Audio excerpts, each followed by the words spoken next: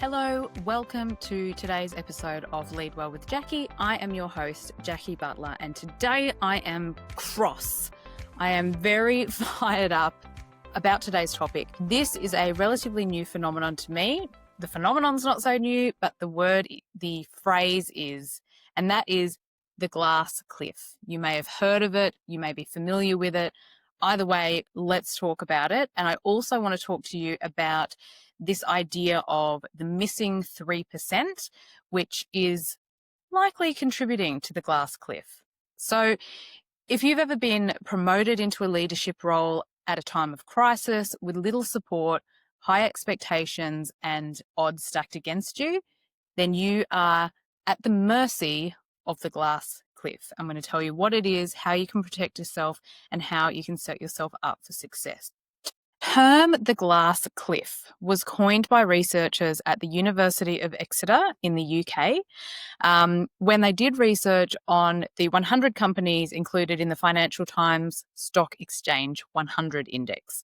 I'm going to put the article in the caption below.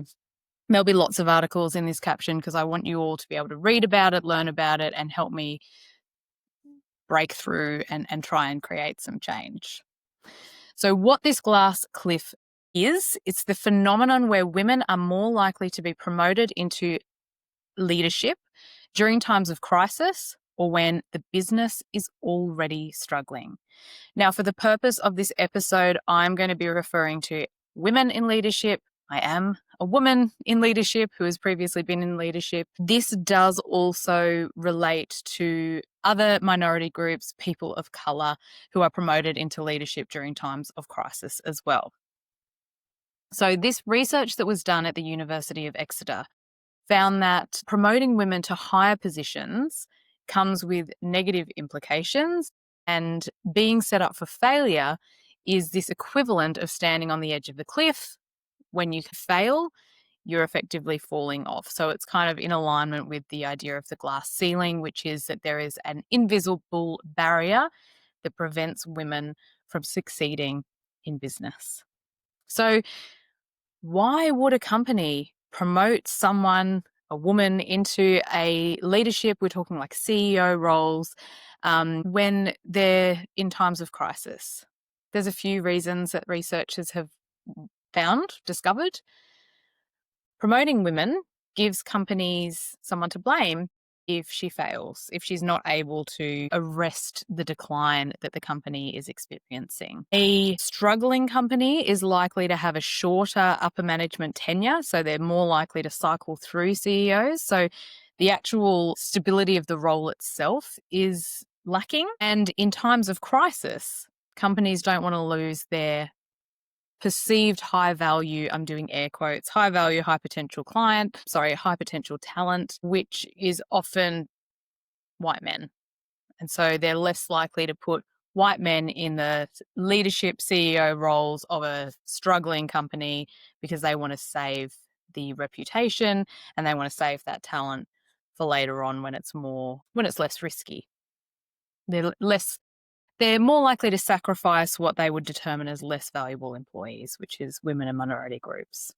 This is why I'm so angry. Also, when a company's reputation is tarnished, they look good when they promote a woman into a leadership role. So it's kind of a win-win, right? Even if the women fail in that role, the company is seen as being progressive. And then they can reappoint a male into that position without reproach because they tried a female, it didn't work. If the female does succeed in that role, well, the company's better off. So win-win-win, right? And I should highlight that what we're talking about here is not women being put into a CEO role replacing a woman during times of struggle. What we're talking about is a company putting a woman into a CEO role for the first time when they are in times of challenge or struggle. So some other reasons. So my most generous interpretation of why a company might do this is when a company is in crisis or underperforming, in general, what is going to be most helpful to arrest the decline is human people-centric skills. And we know, and I'll share an article below that highlights the research that shows that women leaders tend to outperform their male counterparts in areas including their personal skills, interpersonal skills, and engaging the skills of others. So my generous interpretation is perhaps the company is in decline. We're in a time of high pressure. Things are going to shit. Let's promote that female leader because people love her and she'll be able to turn this around. Unfortunately, where women tend to have a gap is actually in business, strategic, and financial acumen.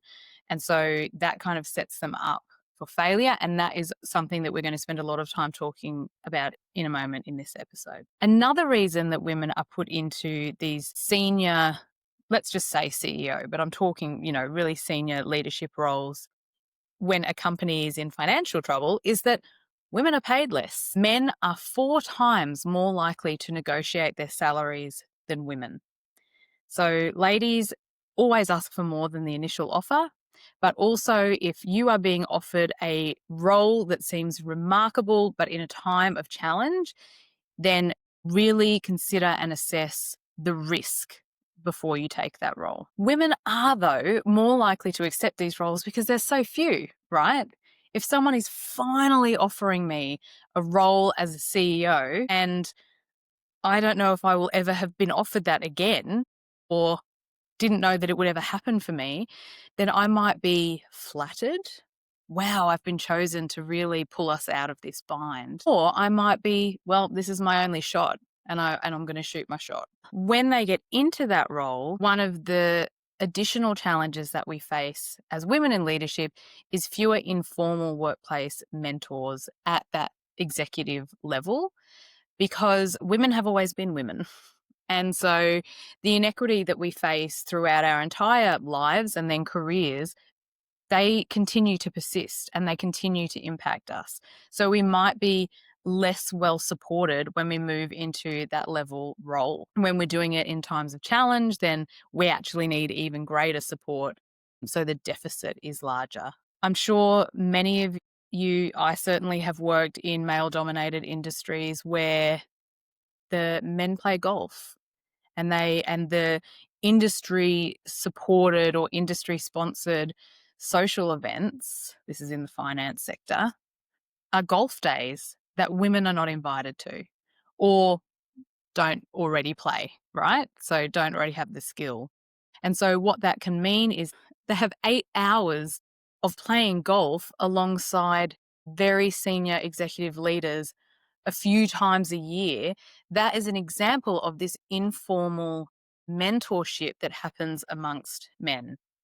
There is also this thriving boys' club, which is impenetrable by outsiders, in particular women. So, men have come up through the ranks together and they've supported each other and they're, give each other a call when another opportunity arises, when they need, legal counsel. Oh, that's okay. I've got a mate who's a great lawyer, or I've got a mate who. And so women don't have that, almost like that infrastructure or that network in place so that when we do have a higher needs state and when we are in this time of challenge, we have less help and less support. So the bottom line is, in terms of this idea of the glass cliff, that women aren't actually failing in leadership, but often we're being set up to lead in unwinnable situations. And that is the idea of the glass cliff.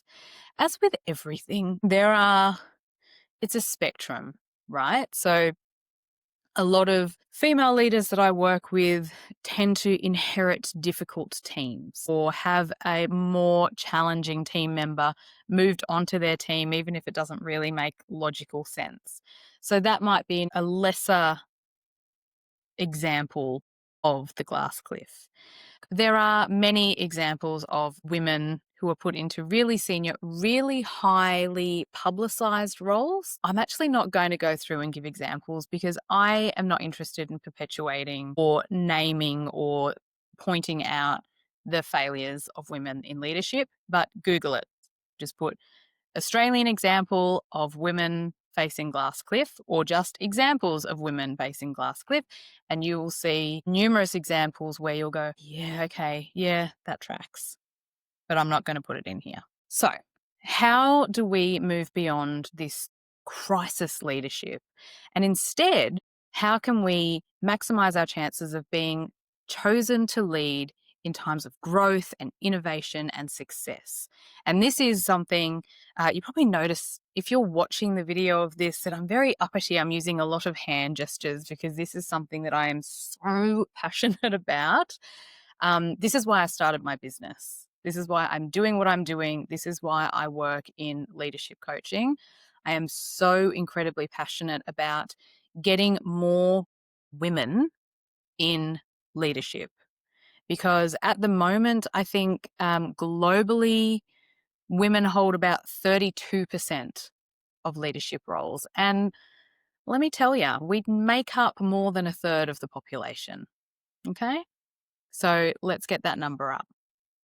So this is where the missing 33% comes in. And this is a term coined by Susan Colantuono in about 10 years ago, but who has since reassessed the most recent research. So a couple of years ago, I think 2023, sort of recalibrated and reassessed and had another look at the research and has confirmed that this phenomenon is still alive and well. So there's an article in the caption below from Leading Women, and it outlines the research that they conducted that showed that women often excel in interpersonal skills like communication and teamwork and empathy, but our gap can often be in the business, financial, and strategic acumen side.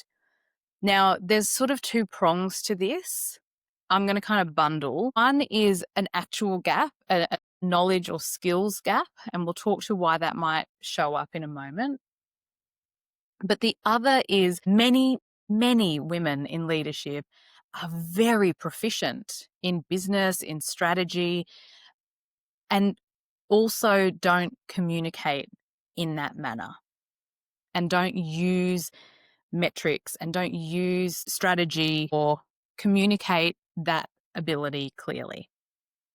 So there's a couple of things at play here. So the research that Leading Women did, as I said, this is in the Times article that you'll note that you'll have linked below. There are three aspects of leadership that are what drive people to excel in their careers. Those three aspects are personal greatness, so how we're able to use our individual strengths to contribute to success. Engaging the greatness of others. So this is how we're able to motivate and get our team to contribute to the organizational success. And the third one is achieving and sustaining extraordinary outcomes. This is where that business, financial, and strategic acumen comes in. In terms of personal greatness, women and men are relatively equal. In terms of engaging the greatness of others, women are rated as outperforming men on pretty much every skill set that falls under this idea of engaging greatness in others. So this is something that female leaders are particularly strong in. We saw this at play during COVID. There was so much research that was done during and just after COVID that demonstrated the empathetic style of leadership that many women leaders demonstrate was able to bring people together and motivate their team through times of challenge. So that is something that women do tend to overperform. But the third component, this idea of business strategic financial acumen that drives extraordinary outcomes, women are just not seen to hold those skills anywhere near as much as their male counterparts. Again, I'm not saying they don't, but they're not seen to. And so this idea that Susan Colantuono came up with or coined is the missing 33%. And that is that third attribute. So why do women have a challenge in this area? Many of us underestimate its importance. So if you think about the attributes that are needed to begin in our leadership journey, to take us through to middle and towards senior management levels. It is the people leadership skills that are highly sought after and help us to develop through to that level of leadership. And in addition to this, most formal leadership advice is geared towards those first two areas, the more people-centric side of leadership, because that's where male leaders tend to need additional support, and the majority of research is done on men. So because most of the research is done on men, the key skills that men need to work on in order to advance their leadership are the people-centric skills that women often already hold. So women are also exposed to leadership training and skills, which are the people-centric stuff rather than the business-centric stuff. So women in leadership tend to be able to progress through the early stages and through to middle management and even senior leadership roles because of that focus on people centricity. When the decision comes to determine whether a female leader or any leader is ready to move and jump into the executive level of leadership, the assessment is done that yes, they are able to lead people, but I don't see demonstration of them leading business. And so often that is what contributes to more men. There are so many nuances here, don't get me wrong, more men moving into the leadership role. The other thing that tends to occur, or that this research found, was that men tend to have more informal mentoring on the business side of things because there is a perception that women don't have business acumen because they don't speak in that type of language, and their managers just don't notice that they're interested in it, or it doesn't come up in conversation, or they don't look to develop it in their female leaders in the same way they do their male leaders.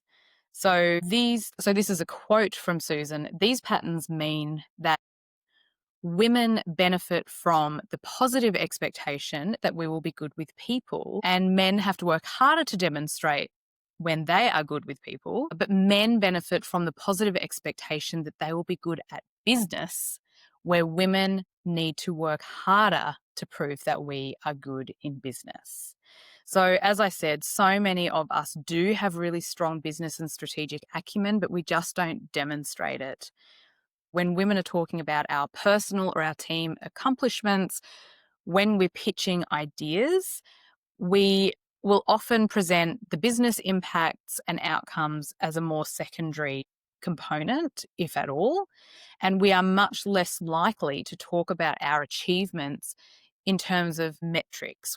I literally had a session with a client yesterday who was putting together a business case to present to an executive leadership team. They needed investment. And as we worked through it, all of the people-centric components and the storytelling was beautifully articulated, but the quantifiable business outcomes and the efficiency and the productivity benefits weren't defined.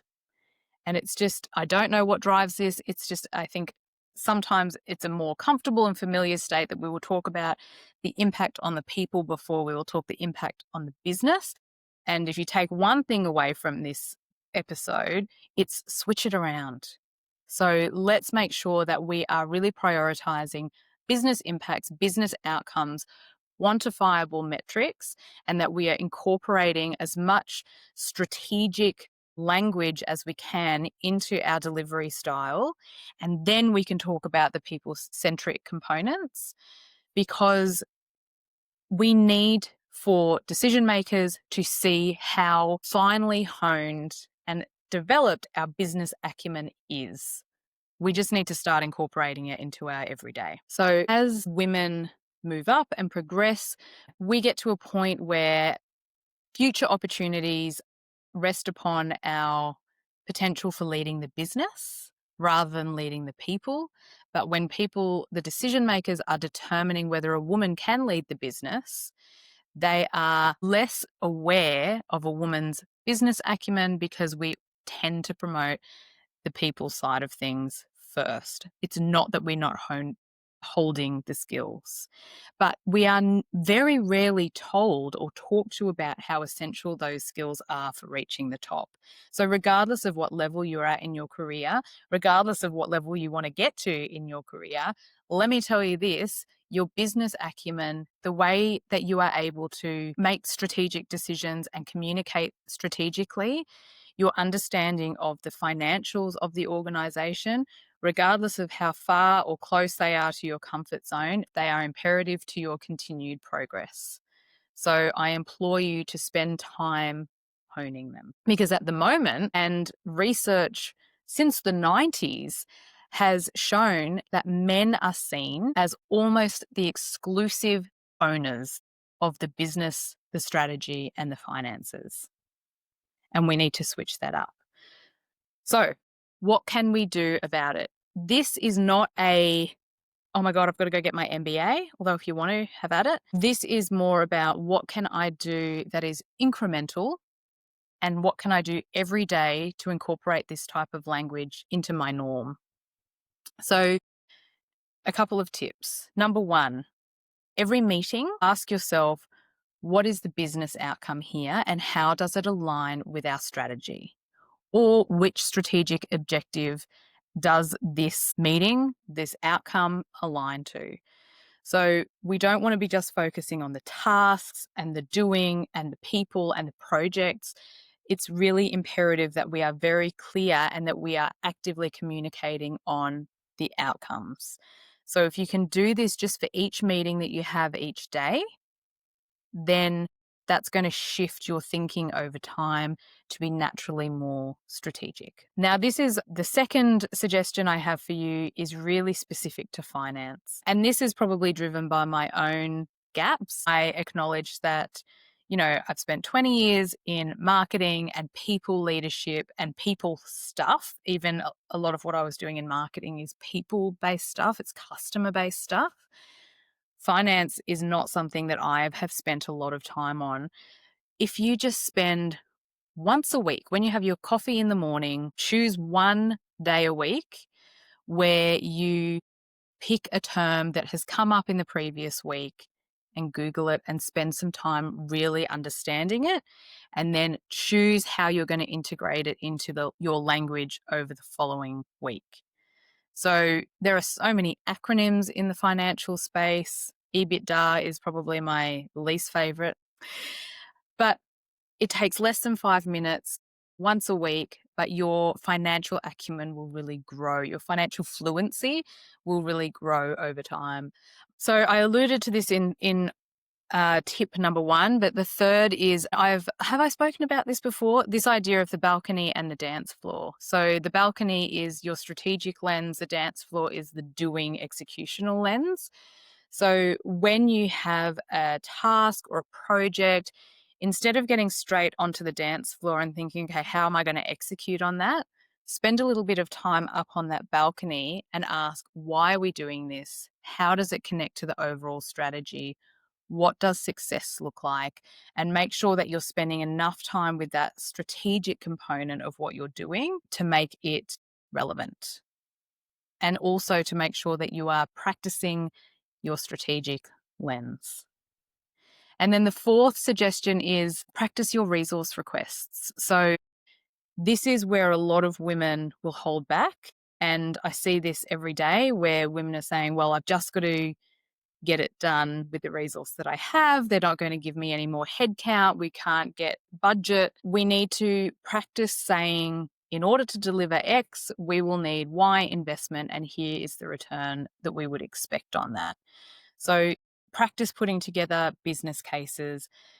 Make sure that when you are speaking to decision makers, you are tailoring your communication style to what is important to them. So you're assessing the conversation through their lens, and that will naturally lead you to being more strategic, more financially driven. So those are the key things that we can do.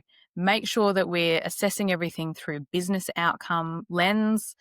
spending 5 minutes a week enhancing our financial knowledge and fluency or literacy even, asking the bigger questions, getting up onto the balcony as often as we can and assessing what we're doing from a strategic perspective and incorporating that language as much as we can, and then ask for resource requests, put together business cases, manage the expectations, manage up and put together really clear, rational arguments as to why some things need to be prioritized over others. Have those conversations, have those robust conversations with your leaders rather than just letting them make all the decisions and tell them to you. So these are ways that we're going to be able to build that 33%. We want to be sounding as business savvy as possible. We need to be able to connect everything that we're doing to the organizational strategy.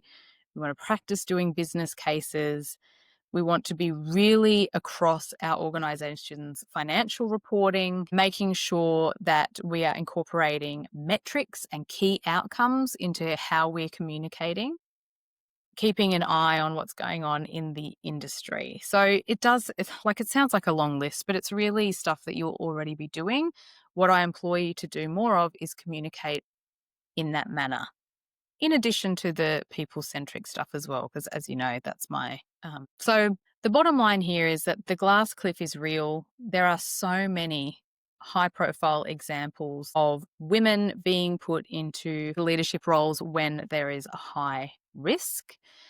What you can do today is start to build that missing 33%, whether it's in how you communicate your knowledge or how you hone and enhance your knowledge, so that we can maximize our chances of being put in those leadership roles without the high risk environment driving it. And if you are put into a high risk role or a tough role, you're maximizing your chance of success. So I really encourage you to start today with those small habits, daily or weekly, and allow them to compound over time. Thank you so much for joining me on today's episode of Lead Well with Jackie. I know that I was a little bit more... I'm very passionate about this because it really bothers me. And it bothers me that we are still doing this bullshit in 2025. So if you are a woman in leadership who is listening to this, I implore you to start to incorporate some of these daily habits, because your future self, the confident, capable, and successful leader, will thank you. If this resonated with you, please share this episode with a friend or a colleague. Make sure you check out Lead Well Academy. The link is down below. It will help you to fill any other gaps so that you can really thrive in your leadership. Have a wonderful day. I'll see you next time.